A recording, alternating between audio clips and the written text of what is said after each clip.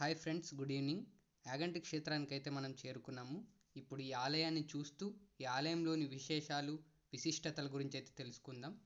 ఈ యాగంటి క్షేత్రం ఒక ప్రసిద్ధ శైవ క్షేత్రం. ఈ క్షేత్రంని చూడాలంటే మీరు కర్నూలు జిల్లాలోని బనగానపల్లెకి అయితే చేరుకోవాలి. బనగానపల్లెకి దగ్గరలో ఉన్న పాతపాడు గ్రామానికి దగ్గరలో అయితే ఈ క్షేత్రం అయితే ఉంది. ఈ దేవాలయం 15వ శతాబ్దంలోని విజయనగర సామ్రాజ్య పాలకుల సంగమ వంశానికి చెందిన హరిహర బుక్కరాయలచే నిర్మించబడింది. రండి ఆలయంలోకి వెళ్తూ ఆలయ ప్రత్యేకతలు అయితే తెలుసుకుందాం. ఈ మెట్లు ఎక్కగానే మీకు ఎడమ వైపున ఒక కోనేరు అయితే ఉంది. ఇంతకుముందు భక్తులు ఇక్కడే స్నానం చేసేవారు. ప్రస్తుతం ఉన్న పరిస్థితుల వల్ల దీన్నైతే తాత్కాలికంగా అయితే మూసివేశారు.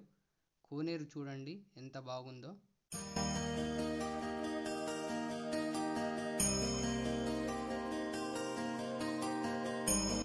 కోనేరుకు ఇంకొక మార్గం కూడా ఉంది, అది కూడా చూద్దాం రండి.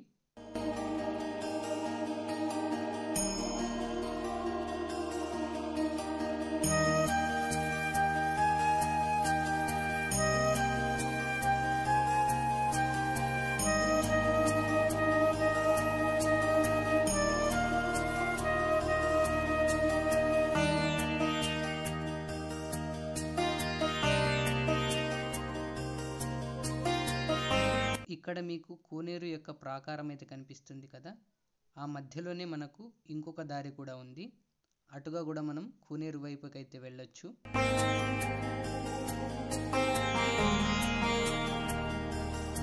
ఇక్కడ మీకు చిన్న రంధ్రం లాంటిది అయితే కనిపిస్తుంది కదా, దాని కింద నుంచి మనకు వాటర్ అయితే కోనేరులోకి అయితే వెళ్తాయి.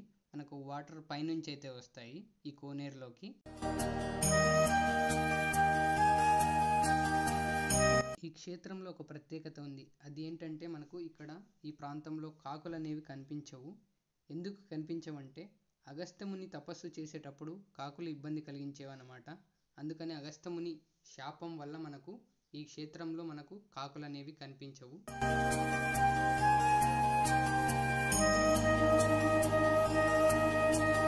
ఈ మెట్లు ఎక్కుతుండగానే మనకు రాజగోపురం అయితే కనిపిస్తుంది. ముందు మనకు ధ్వజస్తంభం అయితే కనిపిస్తుంది. ఈ ప్లేస్లో మనకు చాలా సినిమా షూటింగ్లు అయితే తీశారు. అన్నమయ్య, జయమందేర, నేనే రాజు నేనే మంత్రి వంటి చిత్రాలు ఇక్కడ చిత్రీకరించారు. అలాగే మీకు రైట్ సైడ్ చూస్తూ ఉంటే మీకు ఒక గుహ లాంటిది కనిపిస్తుంది కదా, ఇక్కడే ఎక్కడికి పోతావా చిన్నవాడు సినిమాకు షూటింగ్ కూడా ఇక్కడే చేశారు.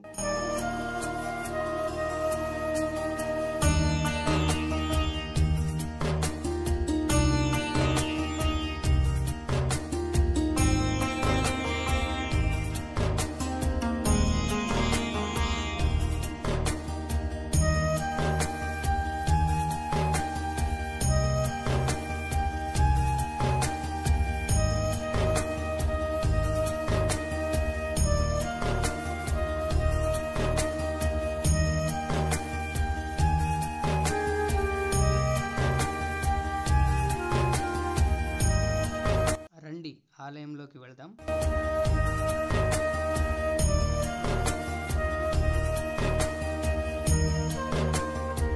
రాజగోపురాన్ని చూడండి మీరు, ఎంత బాగుందో కదా.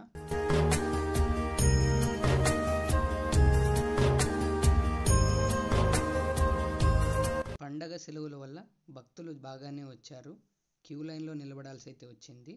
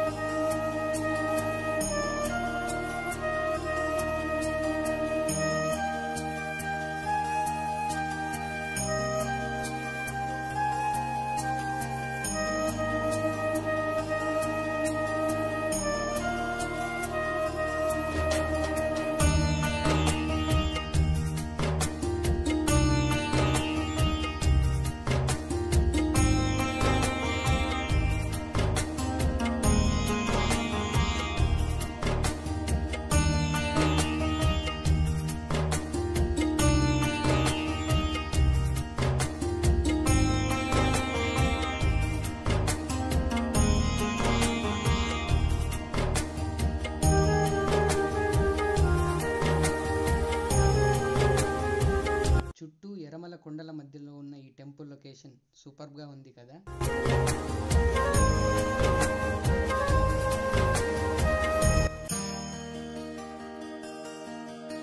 ఈ యాగంటి ఉమామహేశ్వర క్షేత్రం చాలా ప్రత్యేకమైనది. సహజంగా శివాలయంలో మనకు శివలింగాన్ని మాత్రమే పూజిస్తారు, కానీ ఇక్కడ మనకు శివలింగం అయితే ఉండదు. ఒకే విగ్రహంపై మనకు శివపార్వతులు ఇద్దరూ కనిపిస్తారు. దీనిని అర్ధనారీశ్వర ఆలయం అని కూడా అంటారు. ఆలయ స్థల పురాణంలోకి వెళ్తే అగస్త్య మునీశ్వరుడు ఇక్కడ ముందుగా అయితే వెంకటేశ్వర స్వామి వారిని ఆలయాన్ని నిర్మించాలనేది తలపెట్టారు. కానీ ప్రతిష్ఠ చేయవలసిన విగ్రహం కాలి బొటన వేలు విరగడం వల్ల స్వామివారిని ప్రతిష్ఠించలేదు. నిరాశకు లోనైన మునీశ్వరుడు శివుని కొరకు తపస్సు చేశారు.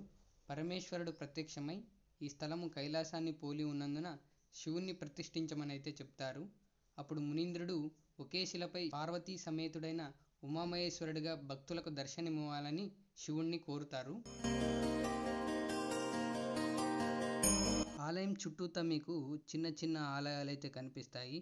వాటిని చూస్తూ వెళ్దాం రండి.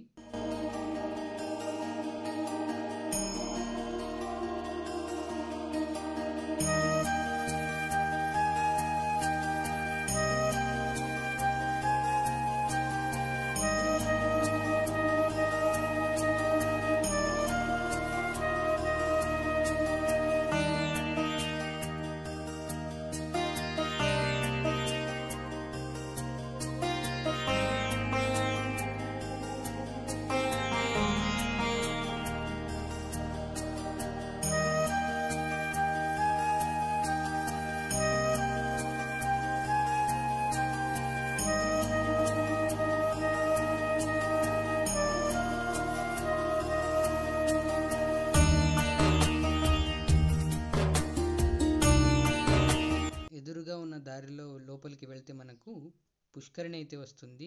ఇది మనకు అగస్త్యముని పుష్కరిణి అని అయితే అంటారు. లోపలికి వెళ్ళి చూద్దాం రండి.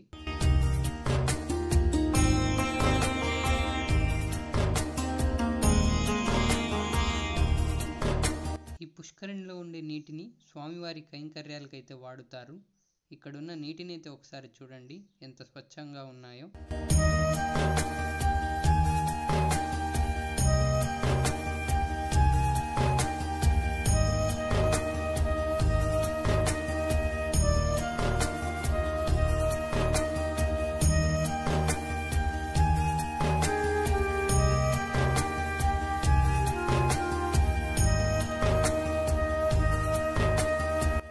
తిరిగి ఆలయంలోకి వెళ్దాం. ఈ ఆలయంలో ఉన్న ఒక నంది గురించి అయితే మనం తెలుసుకోవాల్సి అయితే ఉంది. లోపలికి వెళ్దాం రండి.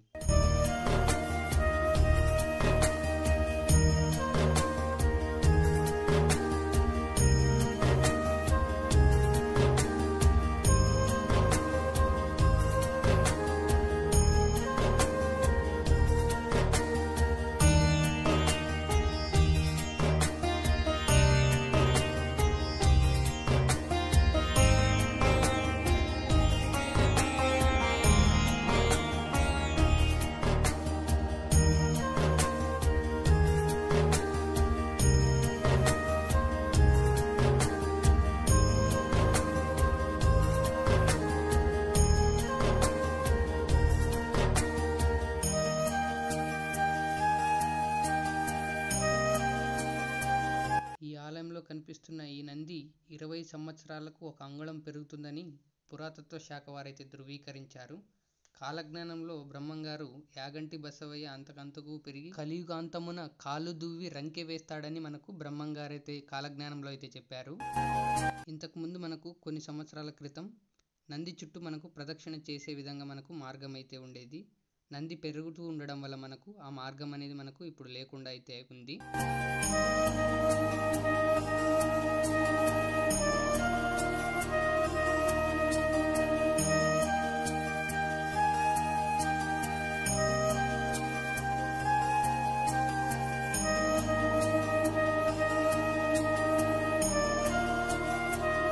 ఆలయం నుంచి మీరు బయటకు రాగానే ఎడమ వైపుగా మీకు గుహలోకి వెళ్ళడానికి మార్గం అయితే ఉంది. రండి మనం గుహలను అయితే చూద్దాం. ఈ ఆలయం పక్కన మనకు సహజ సిద్ధంగా ఏర్పడ్డ 3 గుహలు అయితే ఉన్నాయి. ఒక్కొక్కటిగా వాటి గురించి అయితే తెలుసుకుందాం. ముందుగా మనం అగస్త్య మహాముని వారి గుహ గురించి అయితే చూద్దాం. ఈ గుహనికి వెళ్ళడానికి మనకు ఎడమ వైపుగా అయితే మనం వెళ్ళాలి.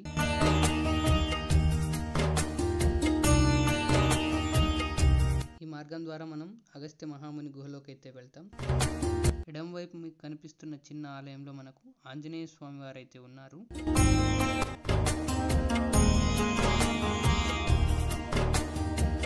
ఈ గుహలోనికి వెళ్ళడానికి మనకు 120 మెట్లు అయితే ఉన్నాయి. రండి గుహలోకి వెళ్తాం.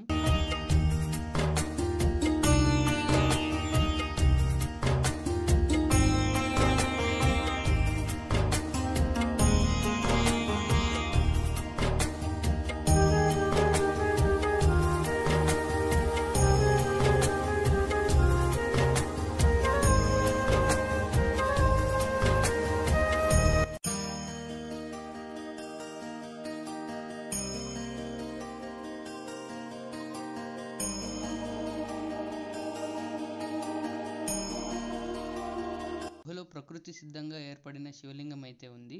దాన్ని మీరు ఇప్పుడు చూడగలరు.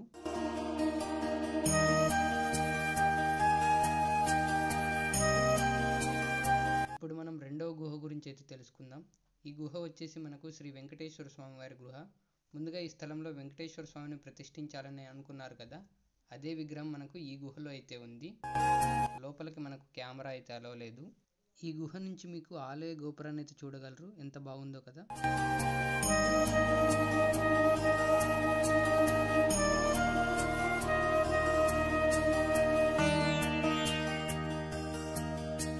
ఇప్పుడు మనం మూడవ గుహ గురించి అయితే తెలుసుకుందాం. ఈ మార్గం గుండా వెళ్తే మనకు మూడవ గుహ అయితే వస్తుంది.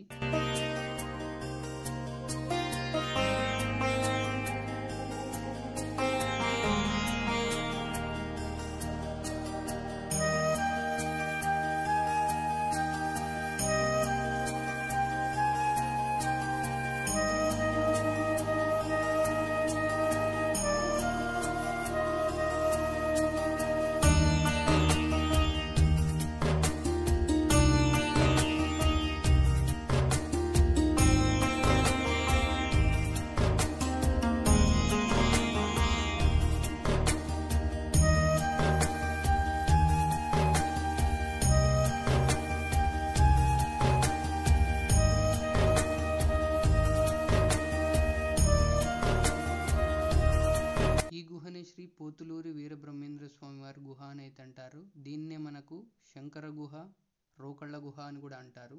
బ్రహ్మంగారు కాలజ్ఞానం రాసే ముందు ఈ గుహలోనే ఉండేవారని స్థల పురాణం అయితే చెప్తోంది. ఈ యాగంటి క్షేత్ర విశేషాలు ఇప్పుడు ఈ ఆలయం యొక్క డ్రోన్ వ్యూస్ అయితే చూద్దాం రండి.